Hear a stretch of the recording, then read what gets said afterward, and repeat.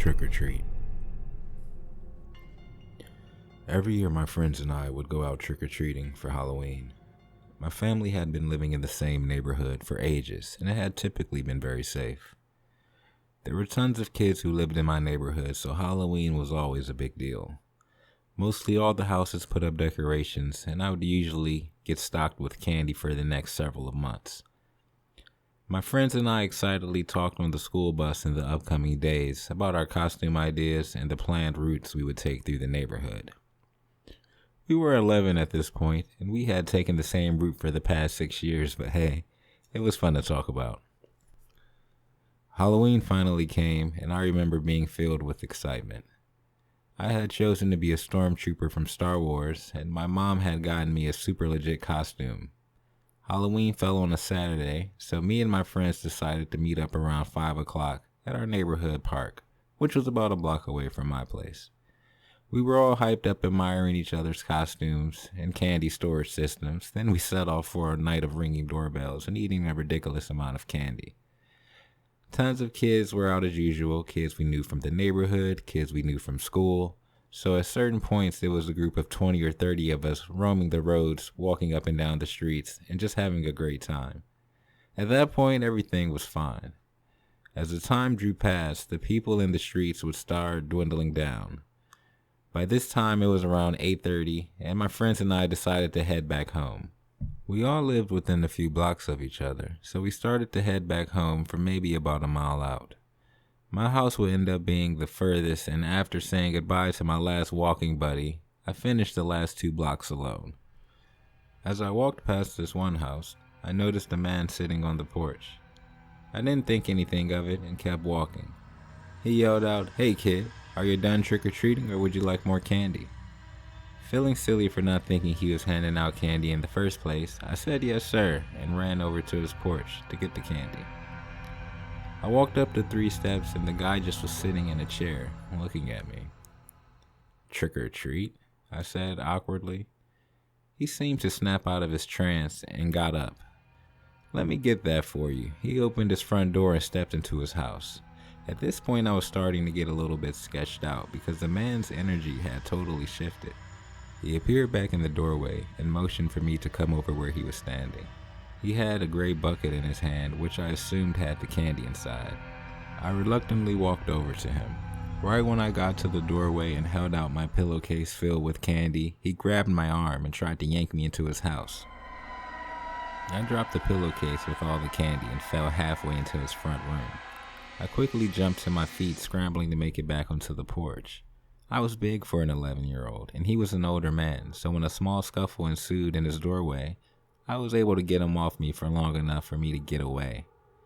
His last grab at me was at my head, and he managed to yank my stormtrooper helmet right off, which I had been wearing the whole time, by the way. I sprinted the rest of the way home, not stopping until I was in my literal front yard. Sad that I had come home with no candy due to it spilling all over his porch and the coolest part of my costume, the helmet. My mom and dad were still up when I got in the house, so I told them what happened. My mother had a look of sheer terror on her face, and my father, sheer rage, like I had never seen before. My mother insisted that we call the police, but before I knew it, my dad was telling me to come with him and get in his truck. He had me show him where the creepy man lived so that they could talk. I don't know if he believed himself when he said that, because I sure didn't. I assured him that I was fine and that I had fought the guy off. He said he was proud of me, but he would have to handle it from here. I pointed out the house and he pulled into the driveway. The porch light was now off. I looked out the window nervously as my dad walked up to his porch and began to bang on the front door. He yelled for the guy to come out with a few other obscenities, but no one ever did. He got back in the truck even more furious than when we pulled out of our driveway. We went home and relayed the information to my mom. They went ahead and decided to call it in, and soon after that, 2 officers showed up at our home. We talked to them in the living room, and they had me recount my story. After telling them everything, they assured us they would get to the bottom of things, and they headed out the front door. My dad rode by that house multiple times the next day with no avail. Monday would roll around and we would get a call from our local authorities. They informed my parents that the home was actually vacant at the moment. It was owned by a woman who lived across town, and she had been between tenants at that time. When the officers got in touch with the homeowner, she informed them that no one should have been in the house that night. Chills ran down my spine as my parents told me this, as I realized I was almost one of the kids who got abducted on Halloween.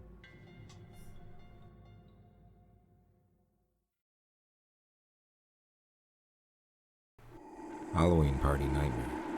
As a guy who has been a South Florida resident for the past 30 years, I can honestly say that I've experienced a lot of wild and weird things, to say the least. But this one Halloween Eve's night would prove all that I thought I knew of the unknown was just the tip of the iceberg. I have been living with my two roommates, Ashley and Devin, for about 3 years now. We moved in a few weeks before Halloween a few years ago, so in celebration, we decided to throw a big Halloween party. It turned out to be a great success, so we decided to do it every year after. Usually it went down without a hitch, with the occasional friend puking in the backyard from too much whiskey, or the random stranger that tries to stroll in uninvited. All very manageable, to say the least. The season was upon us yet again, and by the night before we had everything set up. Ashley headed to bed first, followed by Devin. We were all beat from decorating, not to mention we had been drinking the entire time. I ended up falling asleep on the couch, fully clothed with the lights on. The dreams that I would have during that sleep would haunt me long after I awoke. You ever have a dream that feels so realistic that when you awoke, you cannot tell the difference between the dream and reality? Well, that's what I experienced. Let me explain. In the dream, I woke up on the couch, fully dressed in the same clothes from the night before. It was sunny out. It had to be around 4 o'clock. Oh my gosh, I've been asleep for hours. Why didn't anyone wake me up, I thought to myself. I looked over at the clock. It was 3:45 p.m. We usually start having people over around 7. I jumped up and ran into my room, gathered my costume, showered, and then got dressed. When I came back out into the living room, Devin was helping out Ashley with the snack trays. "Have you guys been here the whole time?" I asked. They looked over at me as if I was crazy. Confused, I asked what was wrong. "Dude, we've been together all day. You just took a nap, remember?" I laughed it off as if I was joking, but I felt that something was off. I looked at the clock again and it was now 6 p.m. I began to silently hyperventilate because it just was 3:45, not even 15 minutes ago. I stood up and paced around the living room. My roommates were now both laughing and talking about me as if I was not there, which has never happened before in the time of us living together. Now sweating profusely, I went to the bathroom to rinse my face off. I looked in the mirror at myself, but I could not look into my eyes. My reflection seemed to be looking off to the side.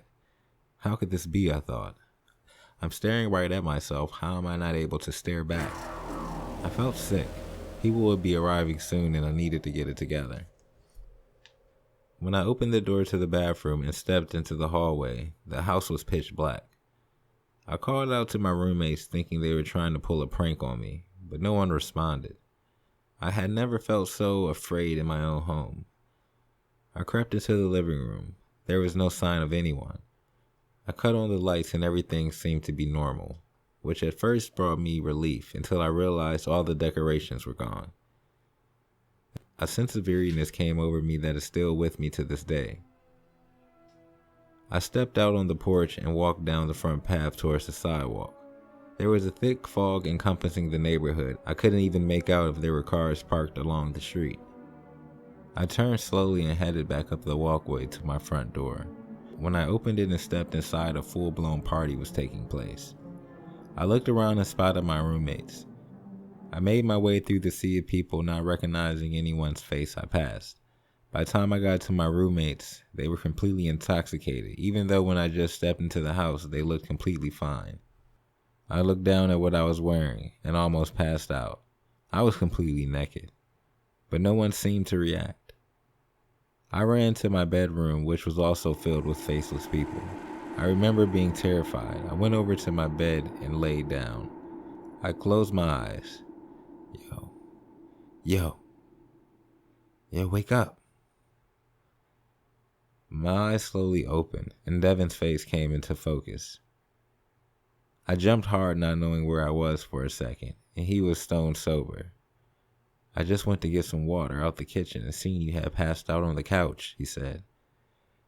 I know you want to get some good rest for the party, and our couch sucks.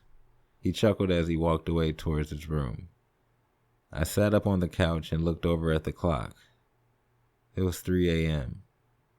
That seemed more like it, I thought, and even better, I wasn't in the nude, and had the clothes on I remember having on when I fell asleep.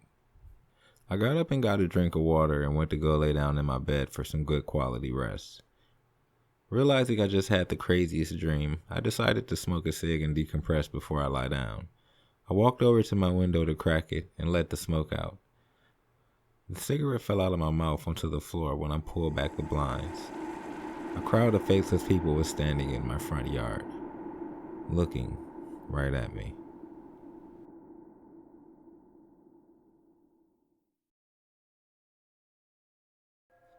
Spooky Moose here. I'd like to thank you all for listening tonight, and we'll have more stories coming for you soon. Please like, subscribe, and share. Thank you.